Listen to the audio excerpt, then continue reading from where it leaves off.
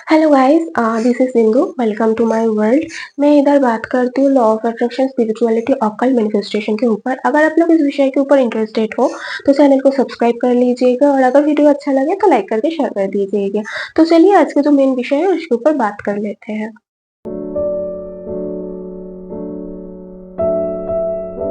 तो आज जो गणेश जी के बारे में बताना चाहती हूँ, एकदम शॉर्ट में, ब्रीफ में स्टोरी को समझाने की कोशिश करती हूँ। जब माता पार्वती जी ने गणेश जी को क्रिएट किया था तो उनको ऐसे द्वारपाल रख के माता पार्वती जी अपने शार लेने चले गए, राइट। ऐसे हम लोगों को पता था। फिर भोले बाबा आए, बहुत सारे देवतागण आए उनको प्लीज करने के लिए कि वो आगे जा पाए, माता पार्वती जी के साथ मिल पाए। लेकिन गणेश जी से इतना हठी था, हट कर रहा था कि वो किसी को भी अंदर जाने के लिए परमिशन नहीं दे रहे थे। जैसे महादेव जी उनके पिताजी को भी वो जाने नहीं दे रहा था, उनको पता भी नहीं था गणेश जी को जो महादेव जी ही उनके पिता है। फिर महादेव जी क्रोध पे आके उनका सर अलग कर दिया धड़ से। फिर उनका जो सर लगा वो गज का सर लगा, फिर उनका नाम हुआ गजानन।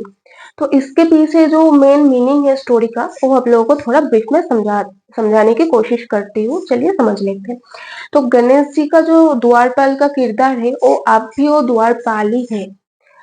वो गणेश जी को गणपति क्यों कहा जाता है आप लोगों को पता है? गणेश जी को गणपति इसीलिए कहा जाता है क्योंकि वो गणों की देवता है, गणों की रक्षा करता है, गणों की वो पति परमेश्वर है।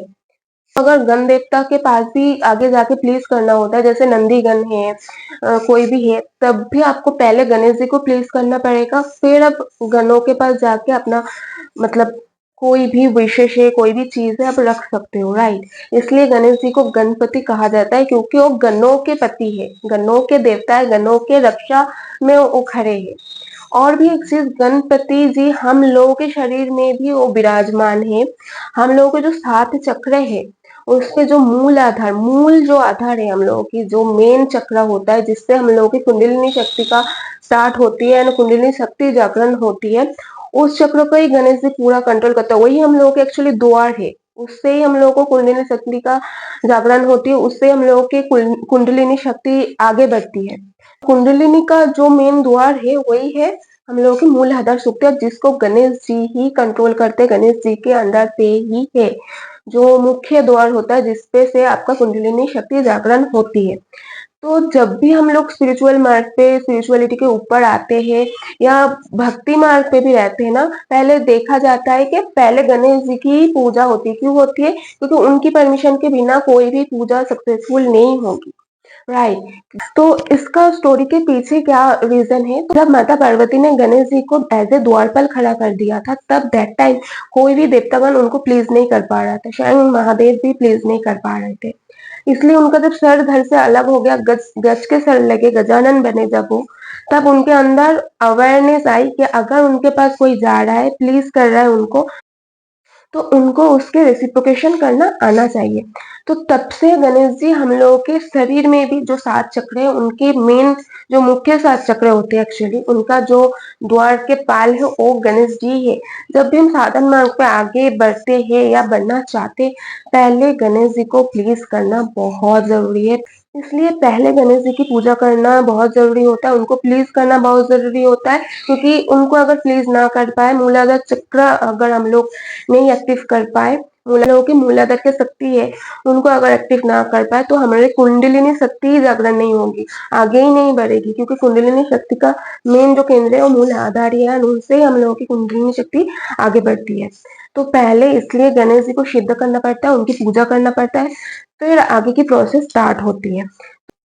तो जो एकदम बेसिक छोटा सा नॉलेज मैं आप लोगों को समझाना चाहती हूँ वो यही था। और भी बहुत सारा डिटेल्स में मैं जा सकती थी, लेकिन ज्यादा एक वीडियो के अंदर नहीं बता सकती आप लोगों को। तो जो बेसिक चीज है जो आप लोग जानोगे तो आप लोगों का भी डाउट्स क्लियर रहेगा, फिर आप आगे जाके वो उसके ऊपर काम करके आगे जा सकते हो। अगर आप लोग पूजा मार्ग पे या साधन मार्ग पे आगे बढ़ रहे हो, कैसे बेसिक रूल्स को फॉलो करके आगे बढ़ना है, वो चीज को आप लोगों को जानना जरूरी होता है। क्योंकि मैं इस चैनल पे पूरा गाइडेंस देने की, पूरा जानकारी देने की आप लोगों को कोशिश करती हूँ।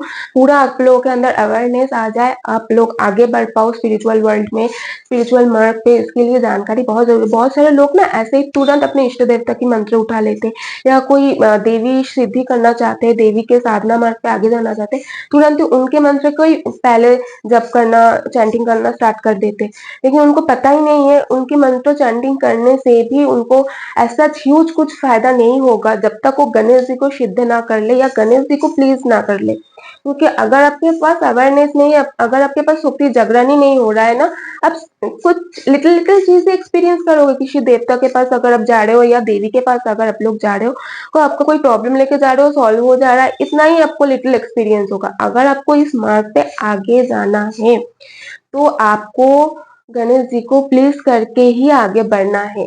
फिर आपका जितना भी चक्र है, उनमें से पावरफुल चक्र है हार्ट चक्र एंड आज्ञा चक्र, थर्ड आई चक्र जो जिसको कहते हैं। ये 2 चक्र और ज़्यादा पावरफुल है। मूल 3 चक्र जो बेसिकली बहुत बैलेंस करने की ज़रूरत है। फिर पहला आता है मूलाधार चक्र, फिर हार्ट चक्र, फिर थर्ड आई चक्र। क्योंकि हार्ट चक्र पे ही हम लोग जब तंत्र साधना मार्ग पे स्पेशली आगे बढ़ते, तब हार्ट चक्र पे ही हम लोगों को देवी को इन्वोक करते, खुद के हृदय के ऊपर, खुद के हार्ट चक्र के ऊपर देवी को इन्वोक करते कि आप आके इधर विराज कर जाओ, विराजमान हो। ठीक है, वो अलग प्रोसेस होता है, उसका भी अलग स्टोरी है, मैं कभी किसी और वीडियो में बताऊंगी। फिर थर्ड आई चक्र, जैसे ही हार्ट चक्र आपका एक्टिव होगा, आप इमोशनली देवी के साथ कनेक्ट होंगे, फिर थर्ड आई चक्र का भूमिका स्टार्ट हो जाती है। मेन किरदार जो थर्ड आई चक्र का होता है, वो स्टार्ट हो जाती है। तो ये तो ब्रीफ में था, मैं बाद में हार्ट चक्र के ऊपर, थर्ड आई चक्र के ऊपर वीडियो बहुत सही तरीके से बनाऊंगी। ये तो जो मूल चक्र है, मूल चक्र का अगर आप चालू ही नहीं करोगे, अगर गाड़ी स्टार्ट ही नहीं दोगे, तो गाड़ी आगे नहीं बढ़ेगी, राइट। तो गाड़ी है, मेन जो गाड़ी का स्टार्टिंग पॉइंट है वो मूल आधार चक्र ही है। तो उसको पहले स्टार्ट करना पड़ेगा, और उसके लिए गणेश जी को प्लीज करना बहुत जरूरी है। ये जो 7 चक्र है, इस चक्र को एक्टिव करके हम लोग परमात्मा के साथ मिल सकते हैं। तब उसके बाद परमात्मा के साथ मिलन होती है हम लोगों की, 7 चक्र एक्टिव होने के बाद। तो फर्स्ट चक्र, इस बेसिक चक्र जो होता है मूलाधार चक्र, उसको एक्टिव फर्स्ट करना पड़ता है, इसलिए गणेश जी को फास्ट पूजा करना पड़ता है। क्यों गणेश जी फास्ट पूजा लेते हैं या प्रथम पूज्य वो है, वही रीजन है कि फर्स्ट उनको ही एक्टिव करना पड़ता है, फिर सब आगे पीछे करते रहो, आपका कोई इशू नहीं है। लेकिन फास्ट तो उनसे ही गुजरना पड़ेगा आपको।